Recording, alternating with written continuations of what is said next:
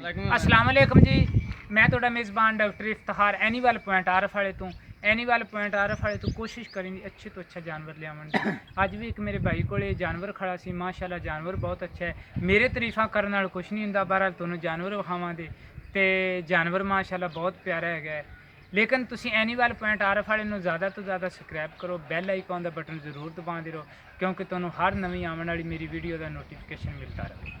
तो पहले आप जानवर दिखाने, उस तो बाद आप मालिक तो सारिया गल्लां पुछांगे भी इनका की हिसाब है, की किताब है। वैसे अज मझ सूई है दिने तकरीबन 12 बजे कट्टी ने दी है, लेकिन फिर भी आप मालिक तो इनके बारे सारी गल्लां पुछेंगे। तुसीं अगों इनका मूँह वेखो, सिंग वेखो, माशाल्लाह सिंग भी चूड़ी सिंग किड़े आंदे ने, वो सिंग हैगे ने ते बल्ला मत्थे थोड़ी जी सफेद है।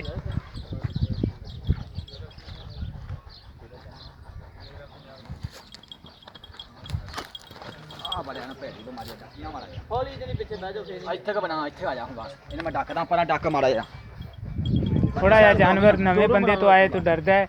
एक मेरे हथ च मोबाइल हुंदा है, मोबाइल तो डरदा है। एक मेरे डॉक्टरां दी इन्हां नूं खुशबू आ जांदी मझां नूं भी ये डॉक्टर बंदा है।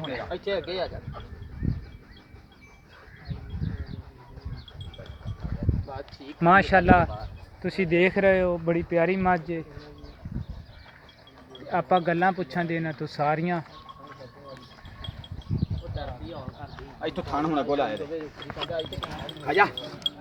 तुसी देख रहे हो तुहाडे सामने सारा मझ मेरे तो डर के मेरे तो बैठ के मेरे तो जानवर वैसे भी थोड़ा जिहा ज़्यादा डरदे ने।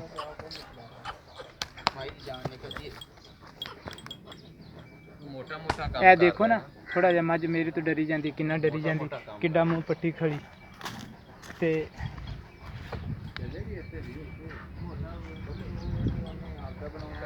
ए माशाल्लाह तुसी जानवर देख लो पिछे दे कट्टी है। अपन मालिक तो पुछने गल्लां सारियां की हिसाब है, की किताब है। मेरा भरा मोबाइल फड़े कोई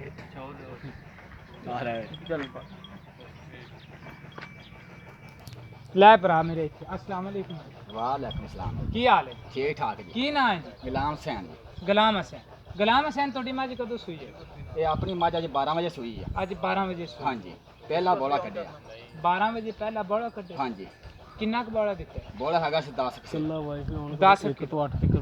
ते किनवा सुआ सी? ये दूजा सुआ सूई है, पहला सुआ भी अपने को सूई है। पहले सुबह किन्ना क दूध कर? पहले सुबह कर दी है 10-12 किलो, 10-12 किलो पहले। हाँ एक टाइम का 12 किलो कर दी एक टाइम का। 24 लीटर? 24 लीटर कर दी। 24 नहीं तो 20 लीटर कर दी। हाँ जी बिल्कुल 24 लीटर पक्का कर दे रही है पहले।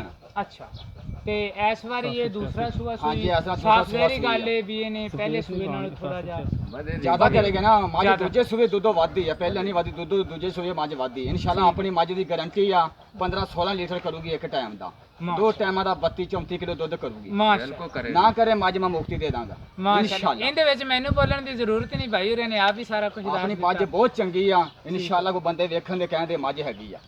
मैनू भी शौक वा। अच्छा हाँ मेरे को मझ दिल नूं लग जाए मैं 3 लाख की 4 लाख की खरीद लें। मैनू बहुत शौक है। मैं मझां बड़ियां वेखियां मेरे पसंद नहीं मझ आई, यही मझ मेरे पसंद आई है। मैं छड्डी सारा मुल्क वेख मैं उस टाइम सौदा कर दिया। भाई होरें दी घर दी मझ दूसरा सूआ सूई है। गल्लां तुसीं इन्हां तो पहले सूआ तो सारियां मैं लई है ते एक गल आपां इहदे तो पुछनी है किहड़ी ओ आपां इहदे तो हुण पुछनी आ। इंदा यार किहड़ा प्यार मुहब्बत वाला ना किहड़े पैसे लैणे ने ओ ही तुसीं दसने ने। 2,25,000 लेना वा। इहदे विच साडे नाल कोई प्यार मुहब्बत करा? प्यार मुहब्बत मुड़ के करांगे जो तुसीं दोबारा आओगे मेरे कोले। प्यार मुहब्बत वाले नाल करांगे इंशाल्लाह। अच्छा ये मैनू अगे भी इन्होंने दसिया भी असी रेट इनका किहड़ा पूरा मंगने आ। मैं इन्होंने आख्या सी भी तुसीं इहदे विच कोई साडे, उन्होंने आख्या डॉक्टर तैनूं असीं दस दित्ता भी असीं 2,25 ताईं देवांगे, लेकिन आपां इन्हां तो 2,25 दे विच प्यार मुहब्बत आपदा जरूर लवांगे।